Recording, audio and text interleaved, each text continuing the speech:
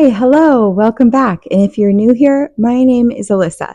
And thank you so much for being here today. We're just going to do a really quick chit chat on houseplants that I would never, ever go without in my home. And these are all beginner friendly plants. So if that's you, listen up, let's have a chat, and let me show you my favorite houseplants that I will always have in my home.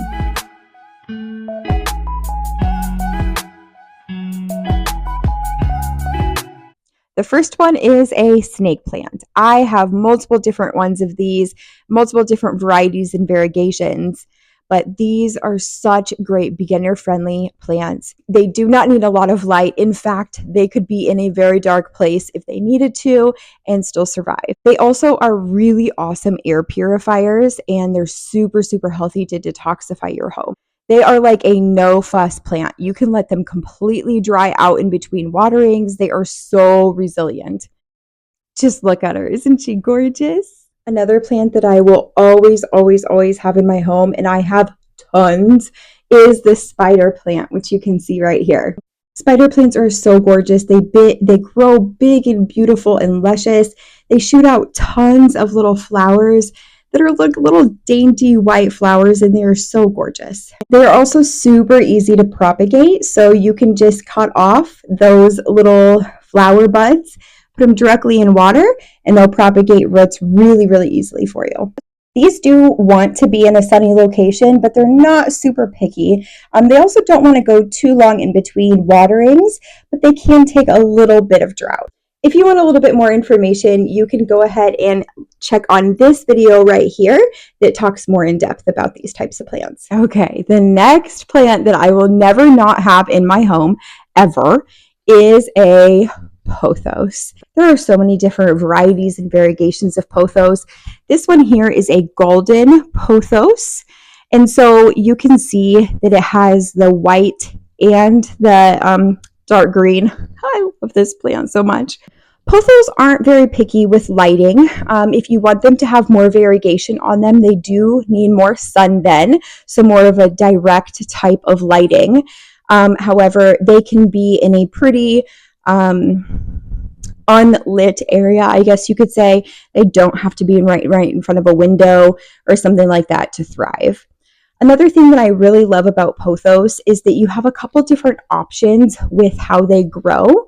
So this one, I'm letting her vine. So she's a baby. She's just going to vine down, and I'll cut off some cuttings and propagate her as I wish. But you can also put like a little trellis in here, and you could vine them up or sideways. Sometimes you'll see people that like in their room, they have like this whole vine going across the whole room of a pothos vine, and that's beautiful too. Another thing with pothos is that you can let them dry out pretty much completely through between waterings. Okay, you guessed it. One of my most prized possessions is my Monstera. This one is a Monstera adansonii, which in layman's terms is a Swiss cheese plant. I love this one so much. She was such a little tiny baby when I got her. I actually rescued her on clearance. She had root rot, and so I cleaned her up. We started with just like 2 leaves, and look how gorgeous she is now. They're not the most beginner-friendly plant, but they are a plant that are going to be okay for beginners. They're not extremely difficult or picky, and this is by far a plant that I will never, ever not have in my house.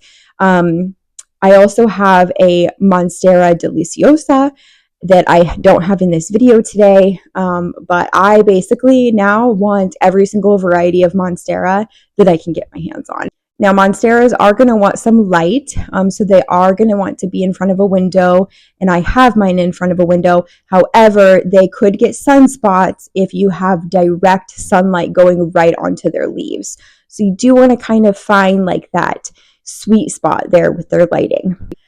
Okay, and last but not least, we have the Schefflera, or aka umbrella plant. This is my big mother plant right here. In a second, I'll show you a couple of the smaller ones I have. I love her so much. They do want light, so having them by a window is a really good idea. They do not need direct sunlight by any means. They're pretty easy to care for. I do let her almost dry out between waterings, and they're super easy to get cuttings from. to get propagations as well. So that's how I have tons of her beautiful babies all around my house. Here is one of her babies right here. This is actually the first cutting that I ever took from her about 3 years ago. And this has just exploded with growth and is doing so wonderfully. So that's it. That's a list of my top 5 houseplants that I will never not have in my house. They will follow me everywhere. I will have tons and tons of each and every one of them. Now, I do have various other plants as well, but these are the 5 that made the cut for plants that I literally would be very sad and miss if I didn't have in my home. Thank you so much for spending time in space with me today. I understand that you could have been anywhere. You could have been watching any video on this platform. And instead, you chose to be here with me and spend time with me. I don't take that for granted. And I'm very, very grateful. Feel free to go to my channel and look at some other videos that I have made. I have other plant care videos on there. I have an About Me video on there answering some questions. I've got a video on the journey to my weight loss. With that, thank you so much for spending time with me. I hope you learned something today, or I hope something at least encouraged you. And as always, I would love for you to give me a thumbs up on this video, subscribe to my channel if you have not already. Go ahead and leave me a comment. I love chatting with you guys in the comments. And with that, until the next video, I will see you next time.